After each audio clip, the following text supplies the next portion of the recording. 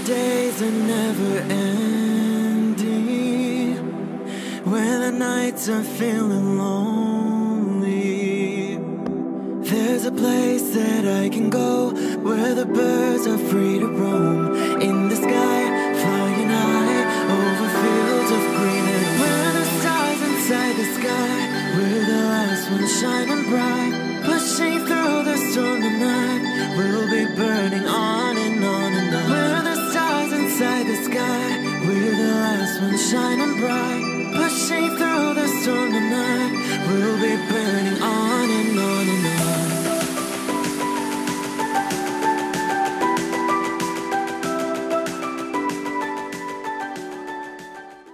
Hello Gemini, this is Inspire 2016 with your weekly tarot reading for the week commencing the 14th of January until the 21st of January 2019.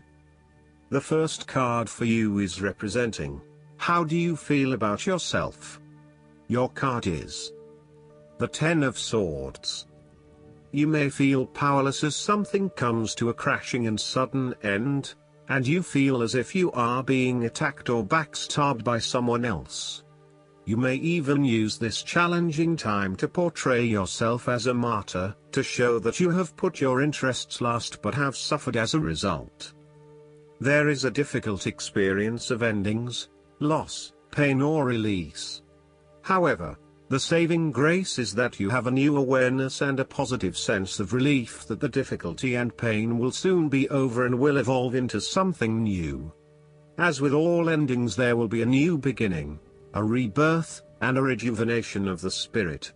So, while this card may seem negative at first glance, it is a card of help and an indication that your troubles will not be permanent. Furthermore, this is the final moment, and no more pain will come to you from that source. It is darkest before the dawn, and as gloomy as it looks, the sun will rise again. It can only get better from here. The Ten of Swords is about letting go and accepting your current circumstances. You no longer resist change but allow it to happen, even if it causes some initial pain and hurt to you. You accept that there must be change in order to facilitate renewal, and you allow it to occur rather than fighting it. After a painful situation, it is a signal to pick yourself up off the ground and to reflect upon what happened to you and why, and what you can learn from the experience. The Ten of Swords is a sign that the pain and hurt you have endured has not gone without purpose. The positive power within you can be used to learn from your pain and draw wisdom from defeat. The second card for you is representing, what do you want most right now? Your card is the Three of Cups.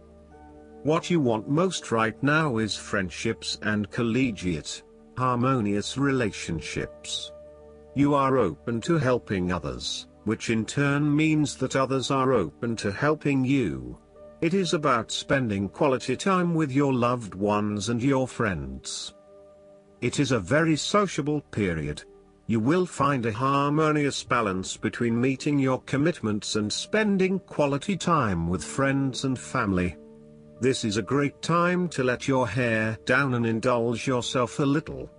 You may be particularly drawn to the bar or restaurant scene, indulging in great food, wine and cocktails.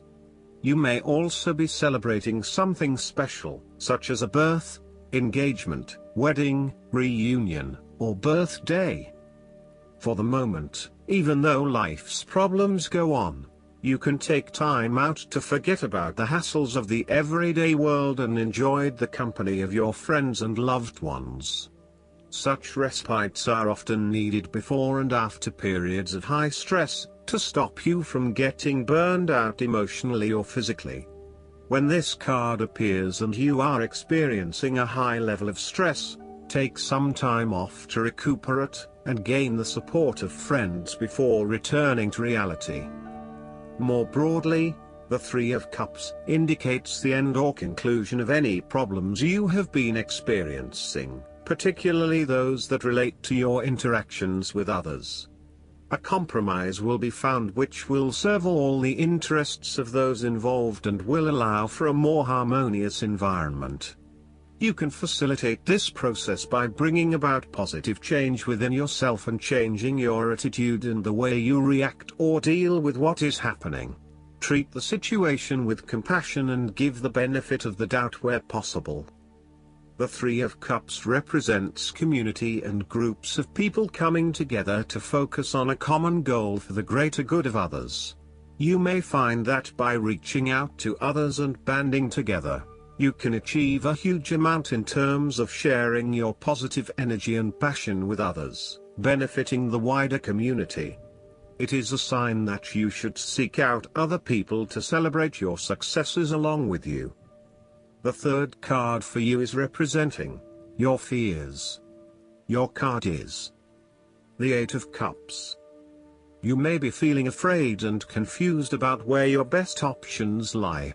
Part of you wants to explore new horizons and possibilities, but another part of your fears that in doing so, you will miss out on what your current circumstances have to offer. The Eight of Cups also represents knowing when to walk away from a situation that is ultimately not working for you. Even though there are some fundamental issues that have not been resolved, you know that no matter how hard you try, these will probably never be resolved. It hurts you to have to walk away with this lack of closure, but you know this is what is needed right now. Sometimes, however, there may be a lack of commitment to walking away, whereby one day you are ready to leave and by the next day you are having doubts and wanting to stay. The Eight of Cups can reflect helpless, aimless drifting from one place to the next by someone who cannot stand to be confined to just one setting or someone who never quite fits in. You may fear intimacy and have difficulty making and keeping your commitments. When things become too difficult, you quickly escape and leave behind your troubles, rather than dealing with them head-on. The fourth card for you is representing what is going for you. Your card is the Six of Swords. You need to make a regretful transition, as a likely result of the decisions you make.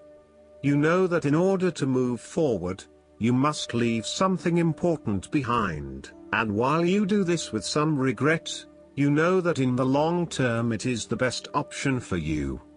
There are times when you will be forced to let go of something to which you have been attached, and the process of letting go is often quite challenging. However, the sadness of your loss will soon be replaced by greater clarity, bringing about a renewed acceptance of change. Do not be afraid to let go of whatever it is that is holding you in the present or the past. Instead, look to your future and choose the best option that has the greatest long-term potential. There are going to be some hard decisions and some compromises that you will need to make, but this is ultimately a rite of passage that will take you into a new phase of your life. You need to realize that you are now headed towards a much better position in life. You have endured, or are currently enduring, a difficult life transition, but as a result, you will be more able to deal with what may come. Do not dwell on the past or what you have left behind. Instead, use this as an opportunity for changing your beliefs about yourself, moving away from whom you used to be and towards whom you really want to be. Sometimes the only way to solve life's problems is to leave them behind you and go somewhere new to start over. While it may feel as though you are giving up or being a coward, escape is often the only approach left when all others have failed. The important thing now is that you chart a new course that will lead to greater happiness and joy. The Six of Swords also shows the need to draw upon a state of mental clarity, logic and objectivity in order to examine where you have been and where you are going. This mental clarity will also serve to smooth the way ahead, and make the passage from negative to positive as peaceful as possible. You can use your intuition to guide you through easy situations and call upon your impartial and analytical nature when it is needed for a more complex decision. The fifth card for you is representing What is going against you? Your card is the Ten of Pentacles. You are afraid of financial loss, problems with investments, and lack of resources. Despite a lot of time and effort, there seems to be many limitations to future success as a result of a poor foundation. In some cases, this card represents the problems of money, such as fears about finances and quarrels over property, as finances become an impediment to the enjoyment of life. It could indicate that you are beset with financial burdens and responsibilities. In a relationship reading where the relationship is relatively new, the Ten of Pentacles suggests that while you are keen to progress this relationship further, you are still not 100% sure that it has potential for the long term, and you may be questioning whether your partner is truly husband, wife material or not. You may be looking for a long-term relationship, but you are unsure that your partner is going to be the one who will provide that long-term commitment. Similarly, if you are single, the Ten of Pentacles suggests that you are looking for a fun relationship at this stage, not anything more committed than that. You would prefer something that is just casual but still secure enough to know that you are a couple. The last card for you is representing the likely outcome that you may have. Your card is the King of Swords. You have clarity of mind and can perceive the truth right now, so you must take the lead with providing an objective point of view. You are well positioned to judge your situation appropriately and identify the limiting behaviors that are getting in the way. This is a time when you need to leave emotions out of it, and remain as objective and rational as possible. You may need to reason with others and be quite direct about what you are observing. You may be concerned that you are not being particularly caring or sympathetic, but at this point in time, this detachment is what is needed most. Similarly, the King of Swords encourages you to use your logic and intellect to navigate your path ahead. You will need to get to the heart of the matter, make firm and well-researched decisions, and ensure that you are firm but fair in your dealings with others. You need to be able to take any situation, look at it with total impartiality, and then come to a decision that is both fair and insightful. Oftentimes, the King of Swords represents a professional advisor, such as a solicitor or attorney, financial advisor or taxation consultant. This advisor has a solid reputation and a vast amount of knowledge in his particular field, and will provide you with objective, well-researched advice about your own situation. He is completely impartial, and will draw upon his experience and his innate knowledge of the rules, systems and structures that are in place. He may come across as detached or disinterested in your personal circumstances, unless it relates specifically to the type of advice he is giving you. This is so that he can provide only the most relevant and objective advice to you. He prides himself in his expertise and qualifications, and is likely to charge a high fee for his services. Last but not least, the guidance card for you is the Queen. Fertility, beauty, female sexual energy, earthly pleasures, and friendships among women. The Queen summons you to bestow her gifts upon you so that you can revel in the beauty of life. The Queen appears to remind you of the importance of self-esteem, self-worth, and holding your head high. Now is the time to set boundaries with others with gentle authority, yet try not to be isolated from them in the process. The Queen knows how to delegate authority when she needs to. Summon your inner Queen and ask for what you need. The Queen also asks whether you're having fun. Maybe you need to read a good book with a cup of cocoa, go to a spa, or make plans with your pals. Look after yourself and remember to nurture your friendships.